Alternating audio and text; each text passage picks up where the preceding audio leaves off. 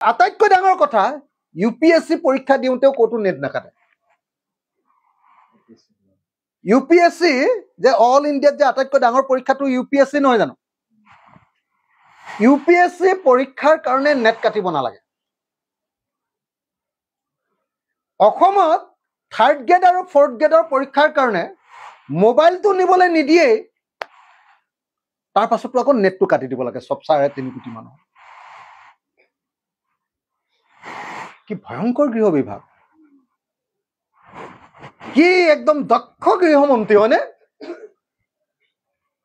কি দক্ষ পুলিচ, কি দক্ষ প্ৰশাসন, দি দক্ষ চিষ্টেম। অসমৰ বোলে সৰ্বশ্ৰেষ্ঠ মুখ্যমন্ত্ৰীজন কোনোবাই কয় নহয়, অসমৰ বোলে সৰ্বশ্ৰেষ্ঠ মুখ্যমন্ত্ৰীৰ দিনৰ পৰীক্ষা। কি পৰীক্ষা? 3127টা পোষ্টৰ কাৰণে 12 লাখ মানুহৰ পৰীক্ষাৰ্থী। পৰীক্ষা দিবলৈ যোৱা মানুহবিলাকে কোনেও মোবাইল নিব নোৱাৰিব। মোবাইলটো নিব নোৱাৰাৰ পাছতো পৰীক্ষাৰ ভিতৰত আকৌ গোটেই অসমখনৰ নেটটো কাটি দিলে, ইণ্টাৰনেট সেৱা কাটি দিলে।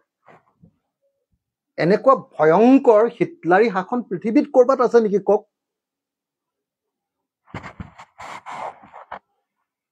এইটো এটা গণতান্ত্ৰিক চেতনাৰ কথা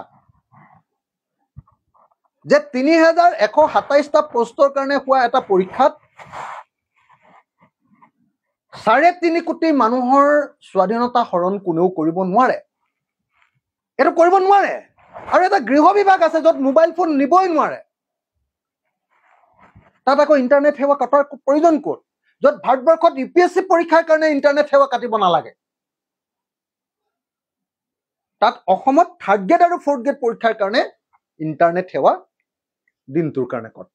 তেওঁলোকৰ নিজৰ কনফিডেন্স নাই, নিজে মোবাইল কোনটা লৈ যাব পাৰে, সুৰক্ষাৰ দিকটো তেওঁলোকৰ মাজত নহয়। মানে চৰকাৰখন একেবাৰে ব্যৰ্থ চৰকাৰ এখন।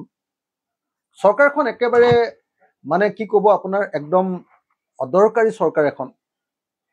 চৰকাৰ এখন হ'ল একেবাৰে অদক্ষ চৰকাৰ এখন। সেই অদক্ষ চৰকাৰখনে নিজৰ দুৰ্বলতা ঢাকিবলৈ, দুৰ্বলতা এটা মোবাইলতে ওলাই পৰিব ন, কোনোবাই মোবাইল লৈ গ'লে এটা গোটেই দুৰ্বলতা ওলাই পৰিব যে এওঁলোক অদক্ষ। সেইটো ঢাকিবৰ কাৰণে গোটেই 3,50,00,000 মানুহক গিনিপিক কৰি পেলালে।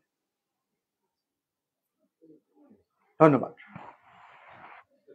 এইখিনি